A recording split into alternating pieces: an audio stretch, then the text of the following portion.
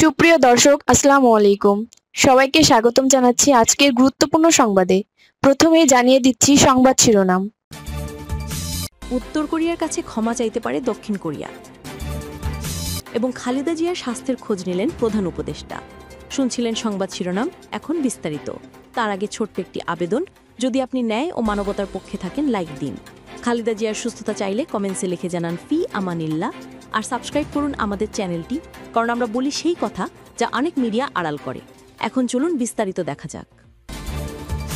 উত্তর কোরিয়ার কাছে ক্ষমা চাইতে পারে দক্ষিণ কোরিয়া।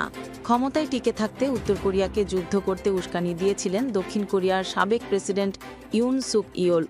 ওই ঘটনা আদালতে প্রমাণ হওয়ার পর কিম জং উনের দেশের কাছে ক্ষমা চাইতে পারে সিওল। বুধবার ৩ ডিসেম্বর সিওলে এক সংবাদ সম্মেলনে দক্ষিণ কোরিয়ার বর্তমান প্রেসিডেন্ট লি জে মিয়ং একথা জানিয়েছেন। পূর্বসূরি ইউন সুকের সময় সীমান্তে উস্কানিমূলক কার্যক্রমের জন্য পিয়ংইয়াংয়ের কাছে ক্ষমা চাইতে পারেন বলে জানান প্রেসিডেন্ট মিয়ং। দক্ষিণ কোরিয়ার প্রেসিডেন্ট বলেন, আমার মনে হয় ক্ষমা চাওয়া উচিত, কিন্তু উচ্চস্বরে বললে তা রাজনৈতিক বিরোধ বা উত্তরপন্থী তকমা লাগানোর হাতিয়ার হিসেবে ব্যবহৃত হতে পারে। এই কারণেই দ্বিধায় আছি। গত মাসে ইউনের বিরুদ্ধে অভিযোগ আনা হয় তিনি রাজনৈতিক সুবিধা লাভের লক্ষ্যে উত্তেজনা সৃষ্টির উদ্দেশ্যে প্রচারপত্র বহনকারী ড্রোন উত্তর কোরিয়ার আকাশসীমায় পাঠানোর নির্দেশ দিয়েছিলেন। প্রসিকিউটরদের মতে এগুলো ছিল পরিকল্পিত উস্কানি। লিয়ের মন্তব্য আসে ইউন সুক ইয়োলের বিতর্কিত মার্শাল ল ঘোষণার বর্ষপূর্তিতে, যা দেশকে গুরুতর রাজনৈতিক সংকটে ফেলে দিয়েছিল। সেই ঘটনার পর দেশে জুড়ে তীব্র বিক্ষোভ হয়। সংসদে জরুরি অধিবেশন ডাকতে জনতা ও আইন প্রণেতারা ভবন ঘিরে ফেলেন।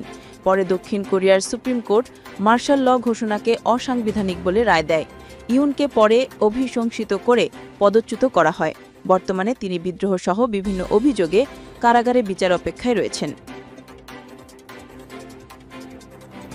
এবার খালেদা জিয়ার স্বাস্থ্যের খোঁজ নিলেন প্রধান উপদেষ্টা।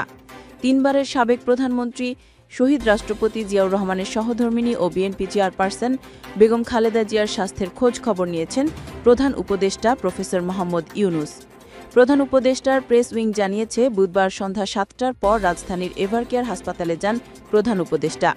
এ সময় বিএনপির মহাসচিব মির্জা ফখরুল আলমগীর, বেগম খালেদা জিয়ার ব্যক্তিগত চিকিৎসক professor doctor AJM Zahid Hossain, professor doctor Shahabuddin Talukdar, Khaleda জিয়ার ছোট ছেলের স্ত্রী সৈয়দা শর্মিলা রহমান এবং ছোট ভাই শামীম ইস্কান্দার প্রধান উপদেষ্টাকে রিসিভ করেন।